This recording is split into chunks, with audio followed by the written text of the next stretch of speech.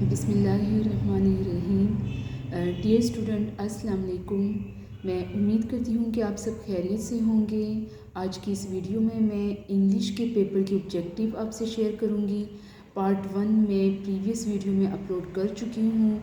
जैसे कि मैंने आपको कहा था कि 50 MCQs हैं जो कि मोस्ट इम्पॉर्टेंट है for the class 9th and 10th, और इसको मैं जस्ट एक क्लू वर्ड के साथ आपको बहुत ईजी वे से समझाऊँगी।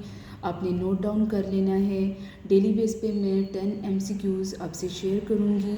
सो आज MCQs नंबर 11 जो है वो आपसे शेयर करने जा रही हूँ। इसको आप नोट डाउन कर लें, उस क्लू वर्ड को आप लिख लीजिएगा। MCQs नंबर 11 हमारे पास ये है कि she dash Urdu at present. Last lecture में भी मैंने आपको कहा था कि जहाँ पर एट प्रेजेंट का वर्ड हो तो आप समझ जाइएगा कि ये हमारे पास प्रेजेंट कंटिन्यूस का टेंस है। यानी सेंटेंस के अंदर अगर क्लू वर्ड एट प्रेजेंट हो, इट मीन्स कि ये प्रेजेंट कंटिन्यूस का टेंस है। अब हमारे पास शी का वर्ड यूज़ हुआ है, जैसे कि मैंने आपको पहले भी बताया है कि जहाँ पर ही, शी, इट या सिंगुलर का वर्ड हो तो उसके साथ इज़ और वर्ब की फर्स्ट फॉर्म प्लस ing लगेगा।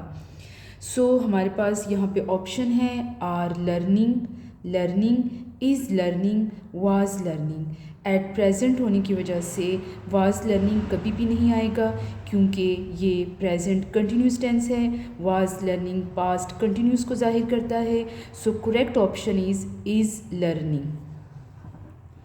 नेक्स्ट हमारे पास है they always blank back home late, यानी they always blank back home late. अब यहाँ पर हमारे पास क्लू वर्ड ऑलवेज आया है। डियर स्टूडेंट, हमेशा याद रखिएगा कि ऑलवेज का वर्ड अगर सेंटेंस के अंदर मौजूद हो तो वो प्रेजेंट इनडेफिनिट को जाहिर करता है। प्रेजेंट इनडेफिनिट की वजह से इस ब्लैंक के अंदर फर्स्ट फॉर्म, वर्ब की फ़र्स्ट फॉर्म जो कि कम है वो आएगी, यानी they always come back home late. MCQs number 13, he dash 20 minutes ago. जैसे कि मैंने कल भी आपको बताया था कि अगो एंड यस्टरडे का वर्ड हमारे पास पास्ट इनडेफिनिट को जाहिर करता है। So according to the structure past indefinite के अंदर हम हमेशा वर्ब की सेकंड फॉर्म लगाएंगे। सो correct option is left. He dash 20 minutes ago, he left 20 minutes ago. Dear student, MCQs number 14 को देख लें। They dash their work by tomorrow. जैसे कि मैंने आपको बताया था कि वर्ड टुमारो जहाँ पर भी आएगा तो वो फ्यूचर का टेंस होगा। सो फ्यूचर के टेंस को देखने के बाद आप ये देखिएगा कि यहाँ पर MCQs के अंदर आपके पास कितने ऑप्शंस गिवन हैं। यहाँ पर बाय का वर्ड टुमारो के साथ आया है। So clue word is by tomorrow. इसकी वजह से आपको पता चल जाना चाहिए कि ये फ्यूचर परफेक्ट का टेंस है। According to the structure of the future perfect tense, इसके साथ हमेशा विल या शैल, हैव और वर्ब की थर्ड फॉर्म आएगी। सो डियर स्टूडेंट, ये तो आप जानते हैं कि आई और वी के साथ शैल आएगा, बाकी जितने भी सब्जेक्ट हैं उनके साथ विल लगेगा। So the correct option is will have completed. Dear student, यहाँ एक बार सेंटेंस को दोबारा से देख लें। They will have completed their work by tomorrow.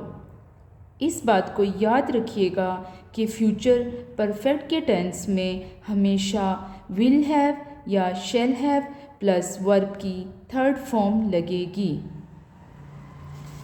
MCQs number 15, I have already dash the letters.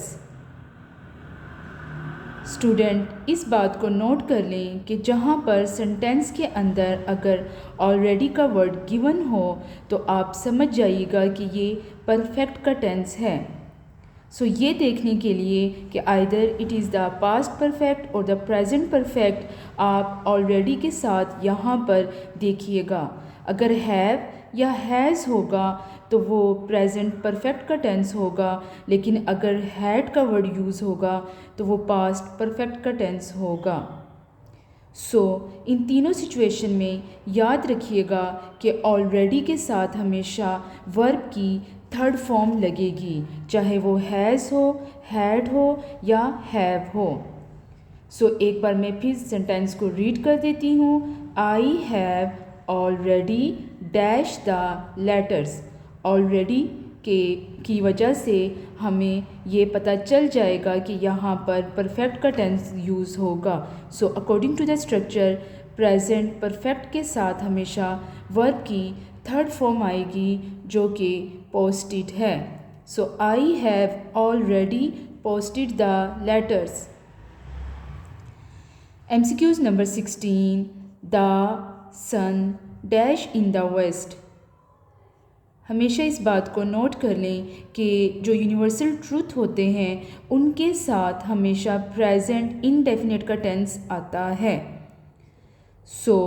The sun sets in the west. Set का word use नहीं होगा, सेट्स का वर्ड यूज़ होगा। जैसे कि मैंने अपनी प्रीवियस वीडियो में भी आपको बताया था कि ही, शी, इट या सिंगुलर के साथ हमेशा एस और ई एस का इजाफा होता है, जबकि आई, वी, यू, दे और प्लूरल के साथ एस और ई एस का इजाफा नहीं होता। अगर यहाँ पर प्लूरल चीज़ हो या प्लूरल कोई वर्ड आया हो तो फिर सेट का वर्ड यूज़ होना था। चूँकि सन एक ही है, the sun dash in the west, the sun sets in the west. Dear student, MCQs number 17। I dash you since Monday. Since का वर्ड जहाँ पे भी यूज़ होगा तो आप समझ जाइएगा कि यहाँ पर आपके पास पास्ट या प्रेजेंट, परफेक्ट, कंटिन्यूस इस तरह का टेंस यूज़ होगा। जैसे कि अगर यहाँ पर सिंस का वर्ड यूज़ है तो आप ऑप्शन में देख लें कि ऑप्शन में कहीं पर आपके पास बीन का वर्ड यूज़ है कि नहीं। अगर बीन का वर्ड यूज़ नहीं है तो आप समझ जाइएगा कि ये सिंपल प्रेजेंट या पास्ट परफेक्ट का टेंस है।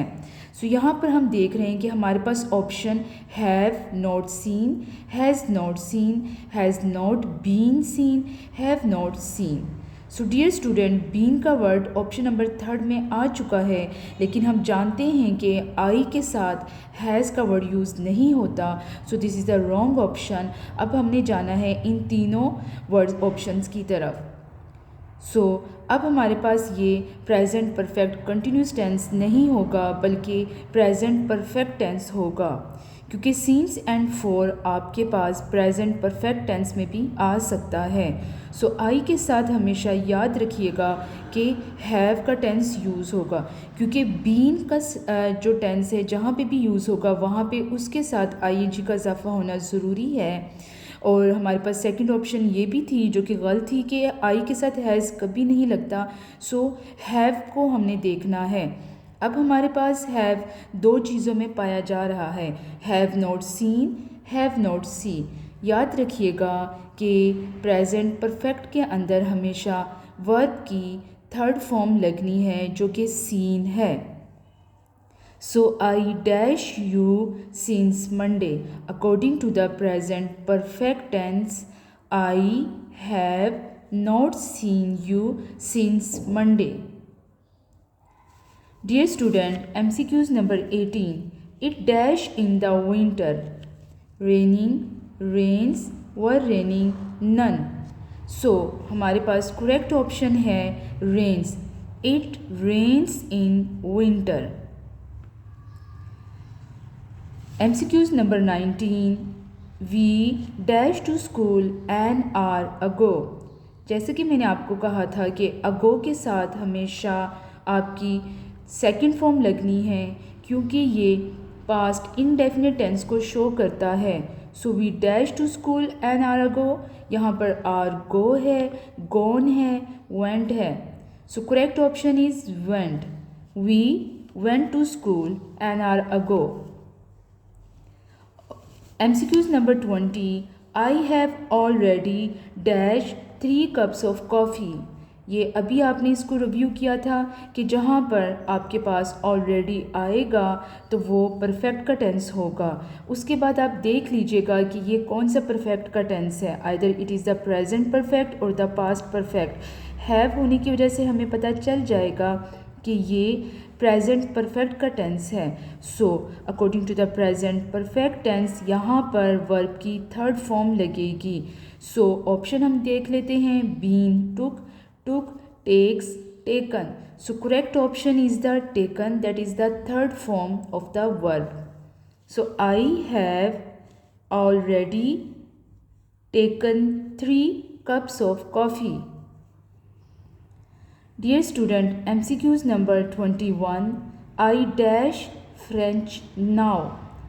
नाउ का वर्ड जहाँ पे भी आपके पास आएगा सो वो प्रेजेंट कंटिन्यूस का टेंस होगा। और प्रेजेंट कंटिन्यूस टेंस की क्या पहचान है कि सब्जेक्ट के बाद इज़ या आर या एम लगेगा। So according to the subject I है, आई होने की वजह से इसके साथ एम का वर्ड यूज़ होगा और वर्ब की फर्स्ट फॉर्म के साथ ING लगेगा। So I am speaking the French now. I am speaking French now. MCQs number 22. इसको ज़रा ध्यान से देख लीजिएगा। I dash a book when the bell rang. Dear student, इस बात को नोट कर लें कि यहाँ पर when दो सेंटेंसेस को मिला रहा है। व्हेन का सेंटेंस जहाँ भी आएगा तो इस बात को याद रखिएगा कि यहाँ पर कंटिन्यूस का टेंस यूज़ होगा, यानी आपके फर्स्ट क्लोज के अंदर कंटिन्यूस का टेंस यूज़ होगा।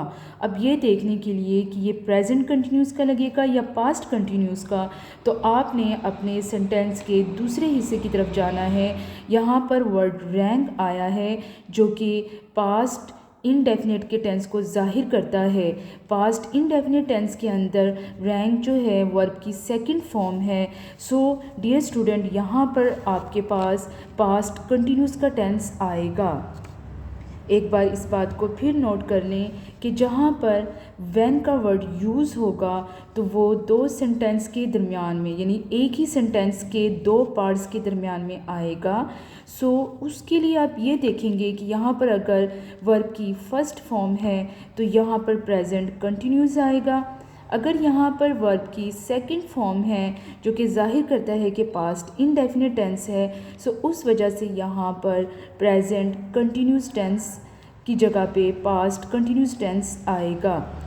सो डियर स्टूडेंट, आई के साथ हमेशा याद रखिएगा कि वाज आता है। So I was reading a book, मैं किताब पढ़ रहा था।